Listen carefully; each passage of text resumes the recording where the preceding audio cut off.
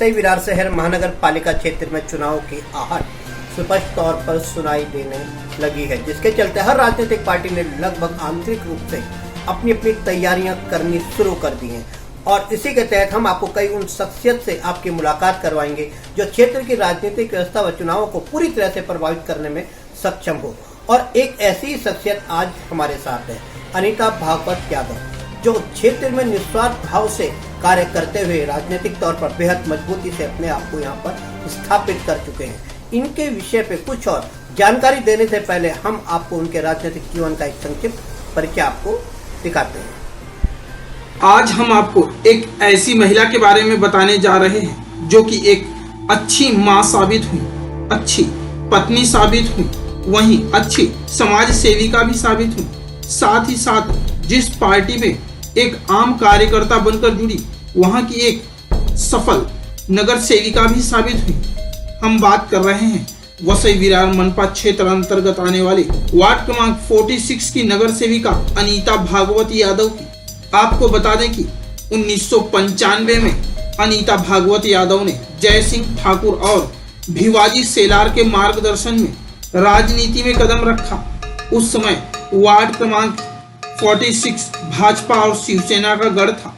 वहीं 2015 में अनीता यादव इस वार्ड से स्थानिक पार्टी बहुजन विकास आघाड़ी से नगर सेविका के चुनाव में खड़ी हुई और स्थानीय धुरंधरों को धूल चटाते हुए बविया की पताका लहराई। अनीता यादव पहले से ही समाज कार्यों में अग्रणी थी, परंतु अब उन्हें स्थानीय पार्टी का सपोर्ट मिलते ही उनके कार्यों की गतिविधि और बढ़ गई और अपने वरिष्ठों के मार्गदर्शन में लोगों की सेवाओं में जुट गई। अपने वार्ड में महिला एकत्रीकरण को लेकर हल्दी कुमकुम का आयोजन, सड़क बनाना, क्षेत्र में पानी की समस्या और कई सारे कामों को स्वयं खड़ी होकर करवाते रही। वहीं क्षेत्र में बढ़ रही नशाखोरी के खिलाफ भी अनीता यादव ने कई बार आवाज उठाई। वहीं अपने वार्ड के अलावा वे कई अन्य वार्डों में भी समाज कार्यों में दिखी। वहीं उनके इन कार्यों में उनकी जनता और उनके वरिष्ठों का सदा सहयोग रहा। अनीता भागवत यादव एक ऐसी सशक्त महिला है जो बहुजन विकास आघाड़ी की पूर्व नगर सेविका के तौर पर जानी जाती है। इस कोरोना काल में जहां हर इंसान परेशान था, वहीं अनीता भागवत यादव जनता की मदद निस्वार्थ भाव से करती हुई नजर आई और उसी समय वह कोरोना की चपेट में भी आ गई और लगभग 25 दिनों तक एक निजी अस्पताल में अपना इलाज करवाकर जीवन और मौत के उस दौर से गुजरकर कोरोना को मात देकर आज अपने परिवार के बीच में है।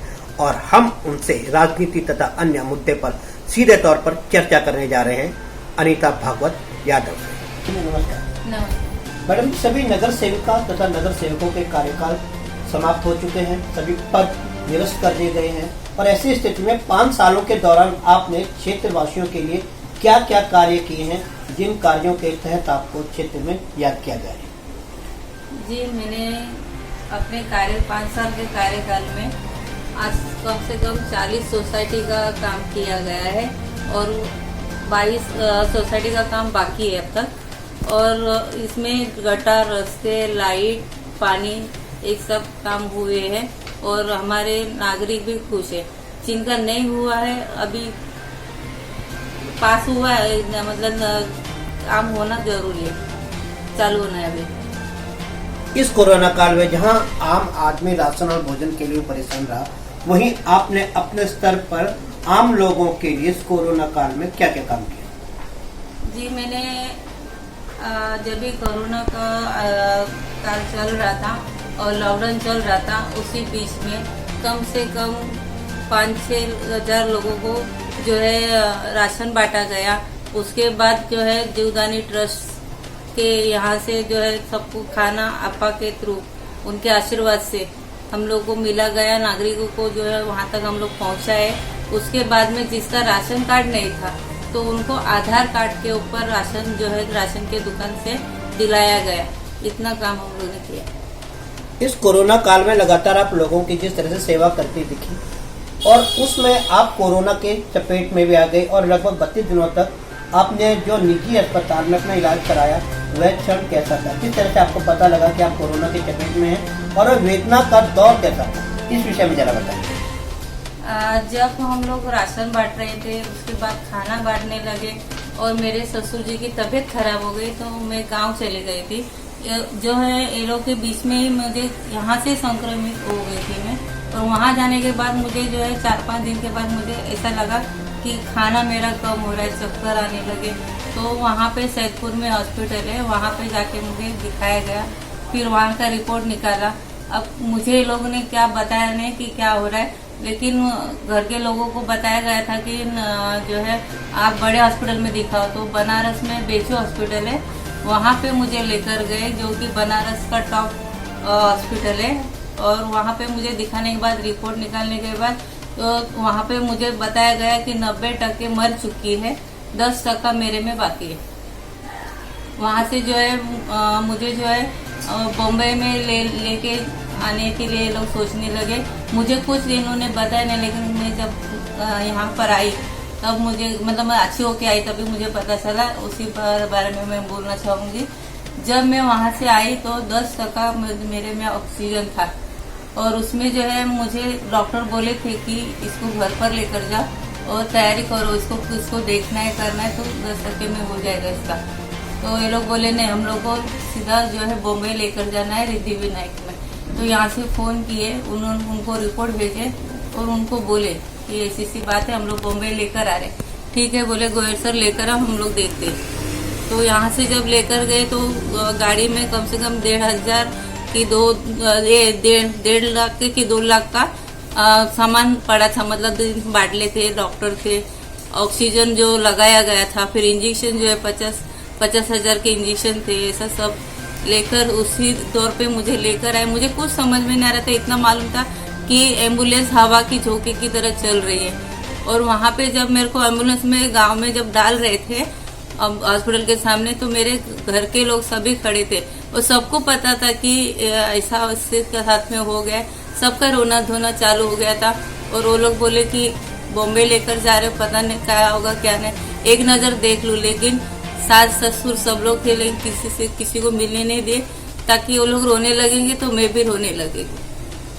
तो ऐसे करके मुझे यहाँ लेकर आए। लेकिन देखी तो गोयल सर, उनका पूरी टीम यहाँ पे खड़ी थी और मुझे जो है अंदर लेकर गए। लेकर जाने के बाद अंदर मुझे कुछ ये नहीं मालूम पड़ा। तो बस ये लोग मुझे इसमें से निकाल के एम्बुलेंस में डाल रहे, एम्बुलेंस से निकाल के फिर अंदर लेकर जा रहे। 3रे माले पे गई। समझ में नहीं आ रहा था कि मेरे साथ क्या हो रहा है। मैं ऐसे मुझे लेकर गए, लेकिन मुझे 3-4 दिन के बाद थोड़ा सा आराम मिला। तो उसमें अभी क्या मैं बोलूं कि मैं जब से होश संभाली, समझ लीजिए कि 4-5 साल की रहेगी, तभी से लेके अभी तक पूरा याद किया मैंने कि मेरे समय कैसी बड़ी हो गई, कैसे स्कूल पढ़ी, फिर मेरा शादी कैसे हो गया, मेरा बचपन कैसा था, फिर मैं यहाँ तक आई, मेरी शादी हो गई। शादी के बाद मैंने कैसे संसार चलाया पूरा देखा। लेकिन बच्चे लोग दिख नहीं रहे थे ना, तो थोड़ा तकलीफ होता था मुझे। लेकिन डॉक्टर ने फिर बोला कि ये इंजेक्शन, मेरे लड़के को बोला और आदमी को बोला, दोनों बहुत रो रहे थे कि उनको तो एक ही नज़र में आ रहा था कि मम्मी को साथ में ऐसा हो रहा है। मुझे नहीं बताया था लोग ने। तो लोग ने लेकर गए, फिर इंजेक्शन बोला था, लेकिन वो इंजेक्शन कहीं भी नहीं मिल रहा था। तो लेकिन मैं आपका की बहुत कर्जदार हूँ, उनकी बहुत आभारी भी हूँ। और लास्ट सांस तक सीधे दादा अपने नाना सोपारे के MLA जो है उनका और आपका का मैं कभी ऐसा नहीं भूलूंगी, क्योंकि उनके वजह से आज मेरा दूसरा जन्म है। और जो इंजेक्शन जो मिले हैं वो अप्पा के थ्रू मिले, अप्पा और दादा के थ्रू। बस यही कहूँगी।